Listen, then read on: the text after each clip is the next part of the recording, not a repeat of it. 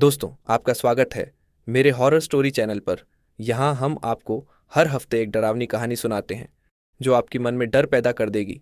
तो बिना किसी वक्त गवाए आइए हम आज की कहानी में खो जाते हैं और देखते हैं कि कितना डरावना अनुभव है। और अगर आपने अभी तक मेरे चैनल को सब्सक्राइब नहीं किया है तो अभी कर लें, ताकि आपको कोई भी डरावनी कहानी मिस ना जाए। वैशाली की दादी को शुगर है। डॉक्टर ने उन्हें सुबह शाम टहलने की सलाह दी थी, इसलिए वैशाली अपनी दादी को रोज रेलवे स्टेशन घुमाने ले जाती थी।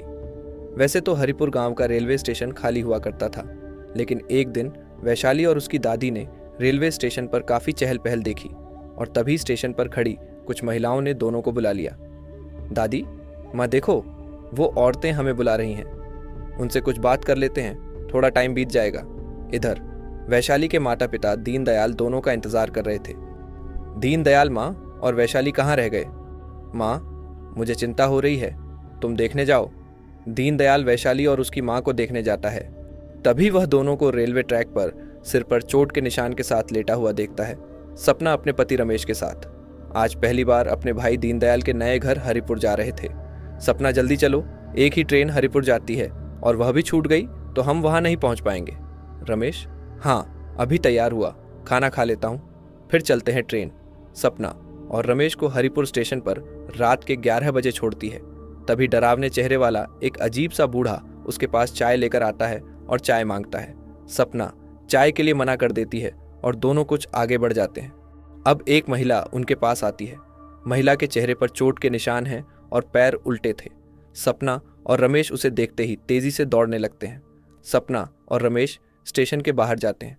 सपना का भाई दीनदयाल वहाँ दोनों का इंतजार कर रहा है। जब दीनदयाल उन दोनों को लेकर घर आता है तो सपना और रमेश देखते हैं कि दीनदयाल की बेटी और माँ खाट पर लेटे हैं। उनके शरीर और सिर पर कई जगह पट्टी बंधी है। दीनदयाल, क्या बताऊं दीदी, जब से हम इस गांव में आए हैं हमारे घर में कुछ अच्छा नहीं हो रहा है। हमने सोचा कि हमारे दादा और परदादा यहाँ रहे हैं तो हमें भी शहर से वापस आकर यहीं रहना चाहिए। एक हफ्ते पहले दोनों स्टेशन पर घूमने गए थे। मैंने देखा कि दोनों पटरियों पर पड़े थे। थोड़ी देर बाद पहुँचते तो उनका सारा खून बह जाता। ऐसा लगता है जैसे कुछ लोगों ने उन्हें फेंक दिया।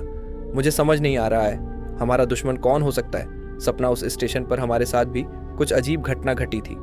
हम जो भी मिले कह रहे थे इंग्लिश सर। रमेश, क्यों ना हम गांव के किसी बड़े बुजुर्ग के पास जाकर उस स्टेशन के बारे में पूछताछ करें। रमेश, सपना और दीनदयाल तीनों गांवों के सबसे बुजुर्ग व्यक्ति चुन्नीलाल काका के पास जाते हैं। चुन्नीलाल, यह घटना इतिहास में दर्ज नहीं है, मेरे जैसे कुछ ही लोग जानते हैं। दीनदयाल, आपके दादा ठाकुर भीम सिंह अंग्रेजों के बंगलों पर काम करते थे। स्वतंत्रता संग्राम चल रहा था 1940 में। जब गांव में अंग्रेजों के खिलाफ मोर्चा लगा तो आपके दादाजी ने अंग्रेजों को खबर दी। वे अंग्रेजों के साथ मिल गए। जब अंग्रेज सैनिक आए तो क्रांतिकारी स्टेशन पर छिप गए। अंग्रेजों ने स्टेशन पर खूब गोला बारूद की बौछार की और फिर सभी क्रांतिकारी मारे गए। तब से उनकी आत्माएं स्टेशन पर भटक रही हैं। दीनदयाल ने गांव के लोगों को बुलाया और घोषणा की, दीनदयाल, मैं गांव में एक संग्रहालय बनाने के लिए अपनी ज़मीन दान करता हूं। इस संग्रहालय में उन सभी क्रांतिकारियों के स्मारक होंगे जो 1940 में इस स्टेशन पर मारे गए थे। दीनदयाल गांव में संग्रहालय बनवाते हैं और फिर स्टेशन पर शांति यज्ञ करवाते हैं और फिर उसके बाद हरिपुर स्टेशन पर डरावनी घटनाएं होना बंद हो जाती हैं। दोस्तों, आज का वीडियो यहीं पर ख़त्म होता है। अपनी राय देना ना भूलें। मैं फिर लौटूंगा ऐसी ही कहानी के साथ। तब तक अपना ख्याल रखिए। धन्यवाद।